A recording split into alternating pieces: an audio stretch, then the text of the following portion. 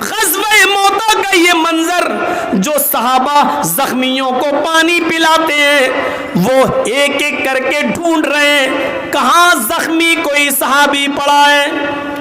ایک جھاڑی میں جھانک کر دیکھا تو ایک صحابی کراہتے ہوئے نظر آئے، آہ میں پیاسا ہوں، کوئی مجھے پانی پلا دے، آہ میں پیاسا ہوں، کوئی مجھے پانی کے چند قطرے دے دے۔ یہ صحابی پانی کا پیالہ لیے ہوئے تھے، اس زخمی بھائی کے پاس جاتے ہیں، لو یہ پانی پیو۔ انہوں نے پانی کا پیالہ رکھ دیا زمین پر اور اپنے زخمی صحابی کو اٹھایا، اپنے سینے سے لگایا، پانی کا پیالہ اٹھا کر ان کو پلانا چاہا، ہونٹوں تک پیالہ جاتا ہے، پانی کا ایک قطرہ بھی ابھی حلق کے اندر نہیں گیا، اتنے میں دوسرے صحابی چیختے ہیں، پانی پانی، کاش مجھے بھی کوئی پانی پلاتا۔ میرے بھائی تمہیں پانی پلانے والا کوئی آیا ہے، اگر پانی زیادہ ہو تو ایک گھونٹ چھوڑ دینا، میں بھی پانی پی لوں گا۔ اس صحابی نے پانی کا پیالہ واپس کر دیا۔ دیکھ کے آؤ ذرا اس آدمی کو، دیکھو جو کرا رہا ہے، دیکھو وہ مجھ سے زیادہ زخمی لگتا ہے، اس کو مجھ سے زیادہ پانی کی تڑپ ہے، اس کو مجھ سے زیادہ پانی کی ضرورت ہے۔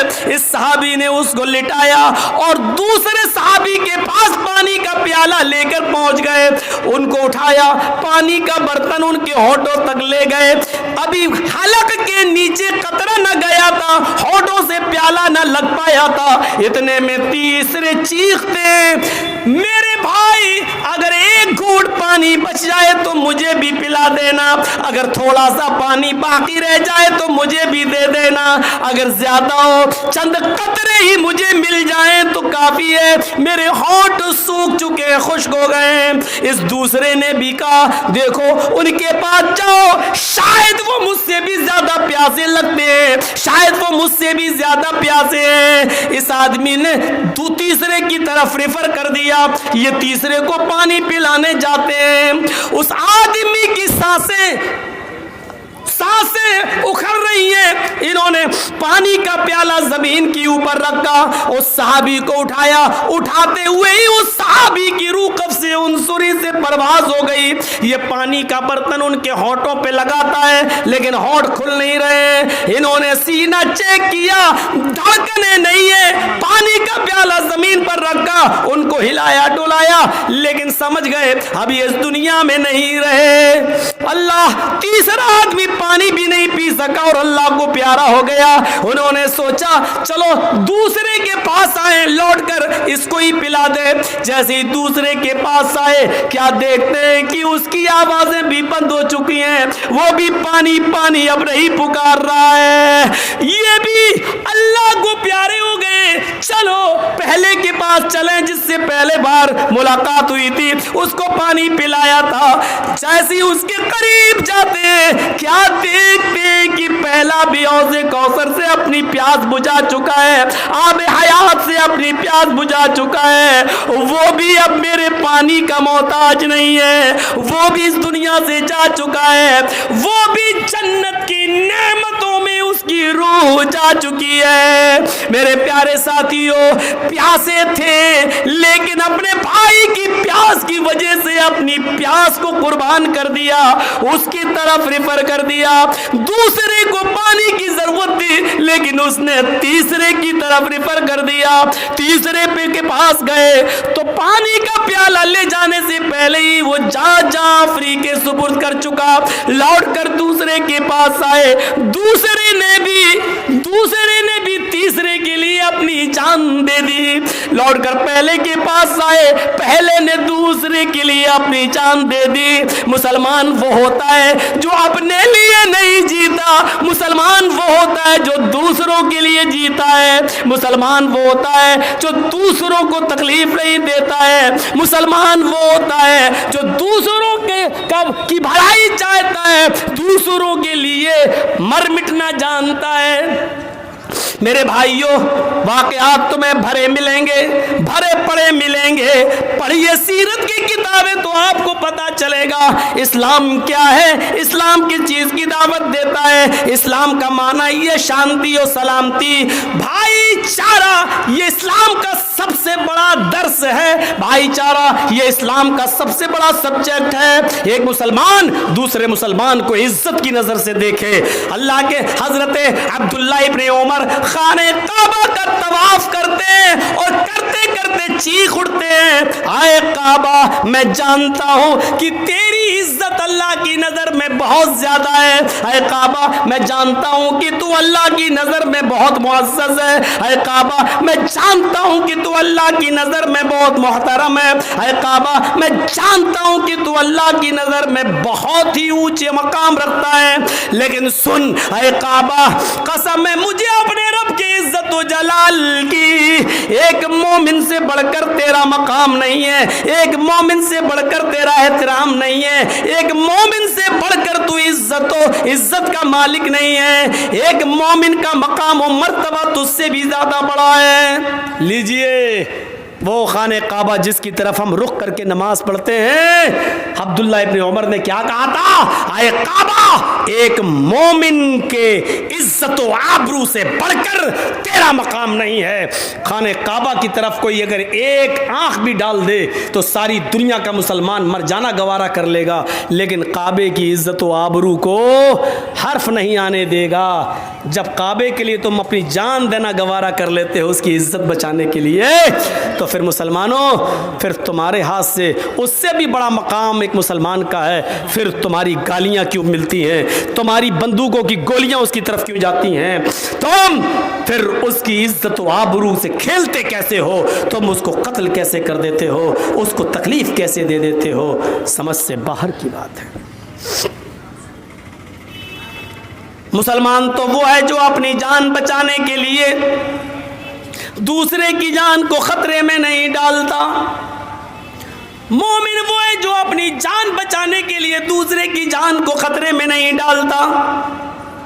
آؤ، حجاج ابن یوسف ثقفی کا واقعہ تم نے سنا ہوگا، اسلامی تاریخ میں سب سے بڑا ظالم حکمراں گزرا ہے حجاج ابن یوسف، جس نے بڑے بڑے صحابہ کا قتل کروا دیا۔ عبداللہ ابن زبیر کو اسی حجاج ابن یوسف نے قتل کیا تھا، کرایا تھا۔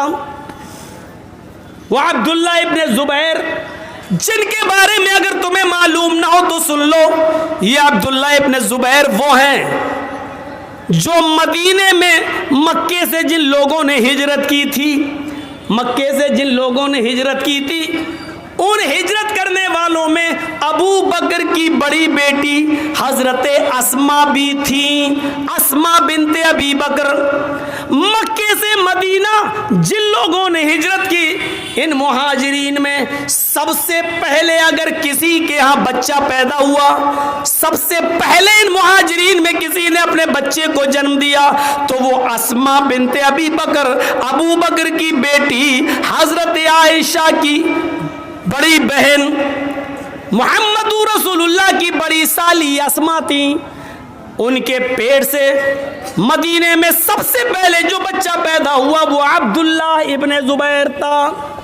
وہ عبداللہ ابن زبیر جو دھیرے دھیرے بڑے ہوتے ہیں اور حجاج ابن یوسف کا زمانہ پاتے ہیں، حجاج ابن یوسف کے ظلم کا نشانہ بنتے ہیں۔ حجاج ابن یوسف نے ان کے قتل کا حکم نافذ کر دیا تھا۔ حجاج ابن یوسف نے ان کو گرفتار کرایا اور ان کو قتل کرا دیا۔ عبداللہ ابن زبیر قتل کر دیے گئے، ان کی گردن کو ان کے جسم سے کاٹ کر کعبے کی دیوار پہ لٹکا دیا، کعبے کی دیوار پہ لٹکا دیا حجاج ابن یوسف نے۔ کعبے کی دیوار پہ جب لٹک گئی گردن تو کہا لوگوں کوئی اس عبداللہ کی ماں کو اسما کو بلائے۔ اس وقت اسما رضی اللہ تعالیٰ عنہ کی عمر 100 سال کی اوپر ہو چکی تھی، آنکھوں کی روشنی ویسی ہی تھی، کم نہیں ہوئی تھی، ہاں کمر جھک چکی تھی، لاٹھی لے کر چلتی تھی۔ ان کے کانوں میں آواز گئی، تیرے بیٹے عبداللہ ابن زبیر کو حجاج ابن یوسف ثقفی نے مروا دیا، قتل کروا دیا، اور بلا رہا ہے چل اے اسما تو اپنے بیٹے کی کٹی ہوئی گردن دیکھ لے۔ اسما آتی ہے، لاٹھی لے کر چلتی ہے، ہائے حجاج میرے بیٹے کی گردن کہاں ہے؟ اس نے کہا کعبے کی دیوار پہ نظر ڈال۔ اسما نے لاٹھی پھینک دی، سیدھی کھڑی ہونے کی کوشش کی اور اللہ نے اس کی کمر سیدھی کر دی۔ زندہ کرامت اپنے بیٹے کی کٹی ہوئی گردن کو دیکھتی ہے، کہتی ہے حجاج گردن تو میرے ہی بیٹے کی ہے، لیکن مجھے اس کا دھڑ دکھا دے کہ یہ پڑا ہوا ہے۔ دیکھتی ہے، سینہ ٹٹولتی ہے، سینے پر تیر دیکھتی ہے، پیٹھ پلٹتی ہے، پیٹھ پر ایک بھی تیر نہیں ہے، سینے پر تیر لگائے، گردن یہاں سے کاٹی گئی ہے۔ دیکھتے ہی کہتی ہے فزت برب الکعبہ، کعبے کے رب کی قسم میں جیت گئی، کعبے کے رب کی قسم میں کامیاب ہو گئی۔ حجاج نے کہا بار بار سینہ کیوں دیکھ رہی ہے؟ کہتی ہے حجاج میں نے اپنے بیٹے کو جب جہاد کے لیے نکالا، تیرے خلاف جنگ کرنے کے لیے جب بھیجا، تو میں نے اپنے بیٹے کو یہ وصیت کی تھی بیٹے میدان جنگ میں لوہے کی زرہ پہن کر مت جانا، بچنے کا راستہ تلاش مت کرنا، اور دشمنوں کے تیر تمہاری پیٹھ پر تمہاری ماں نہیں دیکھنا چاہتی ہے، تیر جتنے بھی لگے تمہاری ماں وہ تیر تمہارے سینے پر دیکھنا چاہتی ہے۔ حجاج مجھے فخر ہے اپنے بیٹے پر کہ میرے بیٹے نے اپنی ماں کی نافرمانی نہیں کی ہے، اس نے مرتے وقت بھی سارے تیر اپنے سینے پر کھائے ہیں۔ اچھا، پھر وہ اپنے بیٹے کی کٹی ہوئی گردن دیکھتی ہے، اس کو دیکھ کر رونے لگتی ہے، پھر اپنے بیٹے کے دھڑ کو دیکھتی ہے، پھر ہنسنے لگتی ہے۔ میں نے ترتیب تھوڑا سا الٹ دی، گردن کو دیکھتی ہے تو ہنستی ہے، اور اپنے بیٹے کے دھڑ کی طرف جب دیکھتی ہے تو روتی ہے۔ پہلے ہنستی ہے، پھر روتی ہے اور اٹھ کے جانے لگتی ہے۔ حجاج نے کہا بڑھیا اسما ایک چیز بتا دے، تیرا احسان ہوگا حجاج کے اوپر؟ کہنے لگی پوچھ۔ احسان کرنے میں محمد کے گھرانے والے کبھی پیچھے نہیں رہے ہیں، میرے بیٹے کے قاتل اگر کوئی احسان مانگ رہا میرا تو میں کرنے کو تیار ہوں، بول۔ کہتا حجاج اسما اتنا بتا دے، اپنے بیٹے کی گردن کو دیکھتی ہے تو ہنستی ہے، زمین پر پڑے ہوئے دھڑ کو دیکھتی ہے تو روتی ہے، یہ ہنسنے کا اور رونے کا راز کیا ہے یہ بتا دے۔ کہتی ہے تو نہیں سمجھے گا؟ ہاں اسما میں نہیں سمجھوں گا۔ آئے بڑھیا میں نہیں سمجھ پا رہا ہوں، اسی لیے تو کہہ رہا ہوں کہ ایک احسان کر دے بتا کر۔ کہنے لگی آئے حجاج اپنے بیٹے کی کٹی ہوئی گردن کو جب میں نے دیکھا تو اس لیے ہنسی کہ تو سمجھ رہا ہے کہ میرا بیٹا مر گیا، مرا نہیں ہے، اونچی جگہ پر میرا بیٹا اپنی زبان سے تجھے للکار رہا ہے اور کہہ رہا ہے ابھی شہید کے مرنے کا وقت نہیں آیا ہے، میرا بیٹا ابھی بھی تجھ سے اوپر کھڑا ہے اور تجھ سے اونچا دکھائی دے رہا ہے، میرے بیٹے کی شہادت کہہ رہی ہے چیخ چیخ کر کے ابھی میرے بیٹے کے مرنے کا وقت نہیں آیا۔ ہنسنے کی وجہ یہ ہے کہ میں اپنے بیٹے کی خوش قسمتی پر ہنس رہی ہوں، اپنے بیٹے کی خوش قسمتی پر ہنس رہی ہوں کہ میرے بیٹے نے کتنی اچھی موت پائی ہے، میرے بیٹے نے کتنی اچھی شہادت پائی ہے۔ جب میں نے اپنے بیٹے کا دھڑ دیکھا تو روئی، میں اس لیے روئی کہ سر دیکھا تو اس کی خوش نصیبی پر ہنسی، اور جب دھڑ دیکھا تو اپنی بدقسمتی پر روئی۔ کہا بڑھیا تیری بدقسمتی کیا ہے؟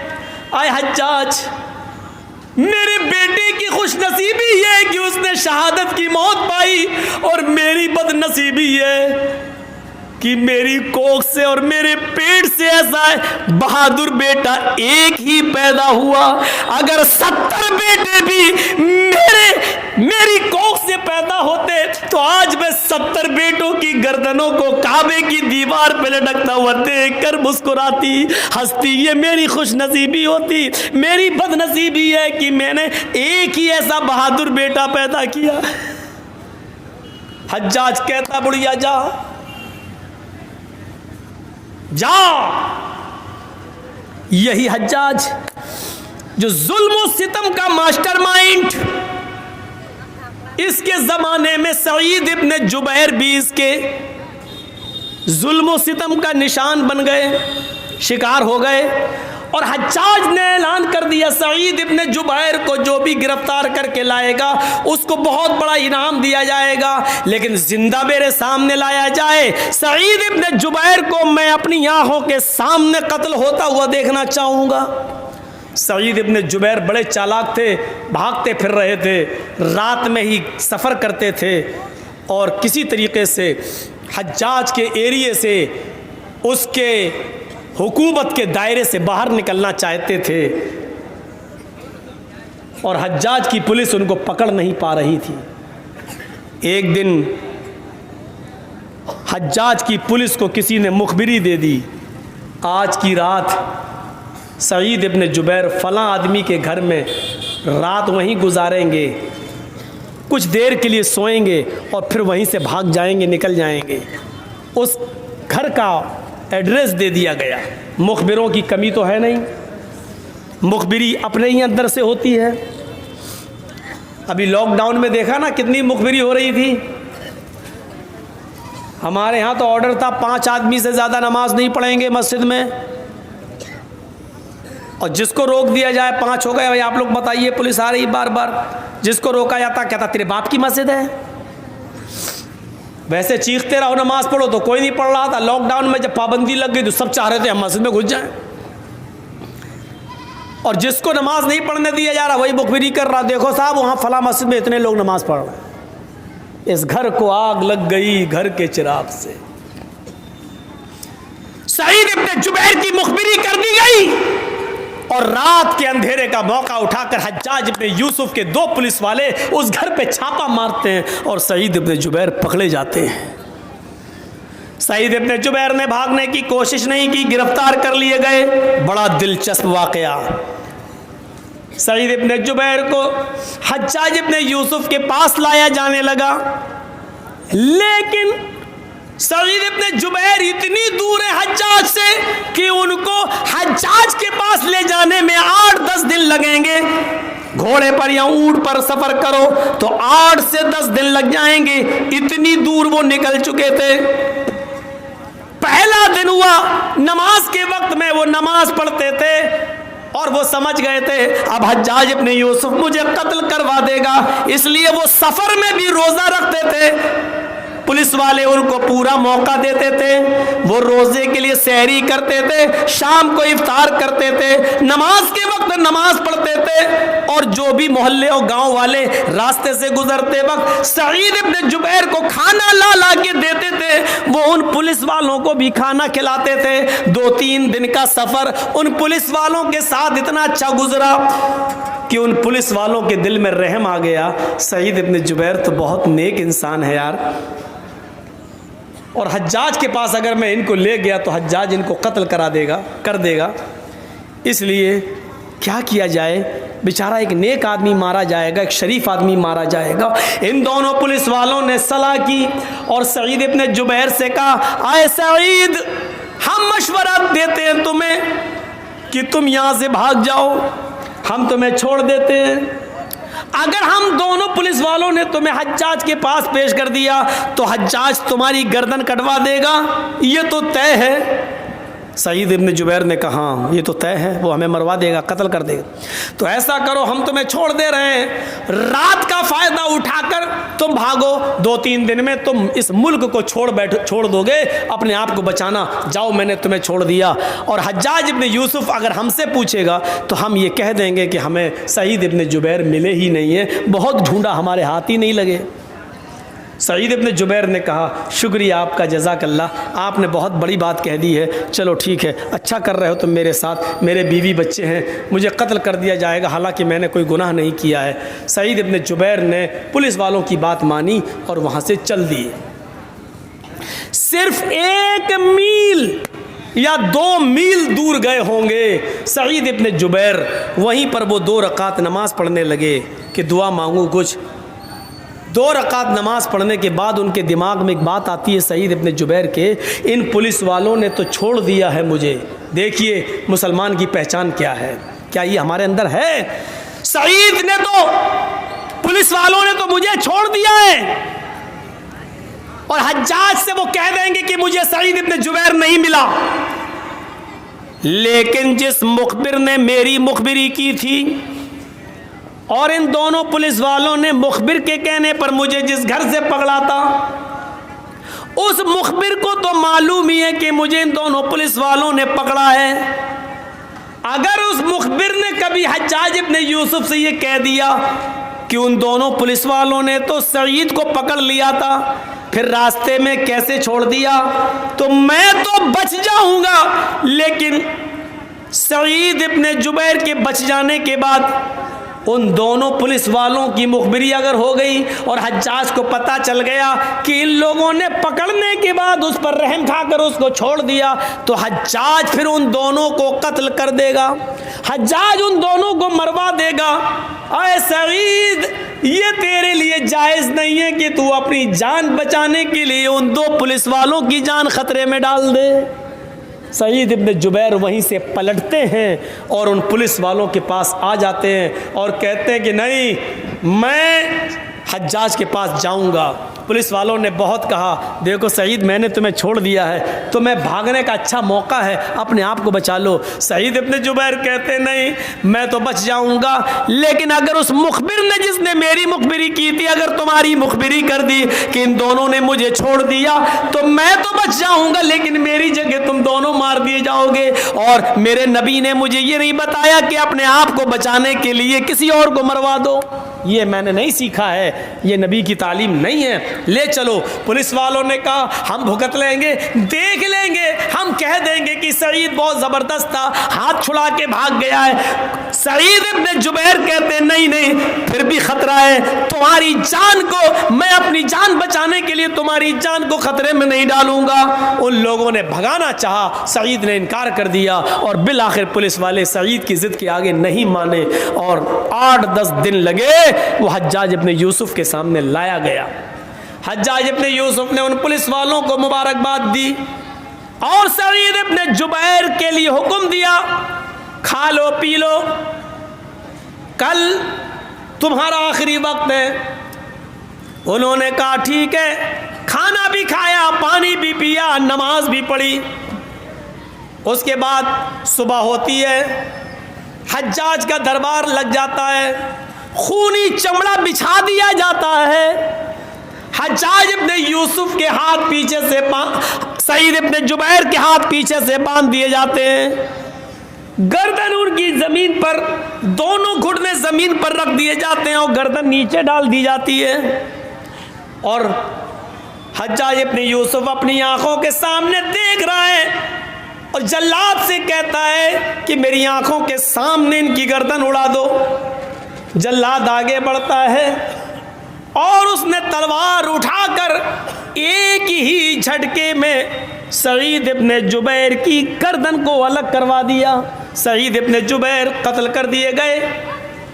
پورا واقعہ میرا بتانے کا مقصد صرف اتنا ہے کہ سعید ابن جبیر نے اپنے آپ کو قتل کروا لیا، لیکن اپنے آپ کو بچا کر ان دونوں مسلمان پولیس والوں کی جان کو خطرے میں نہیں ڈالا۔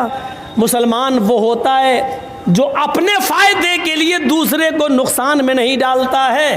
یہ سعید ابن جبیر کے واقعے سے ہمیں عبرت ملتی ہے۔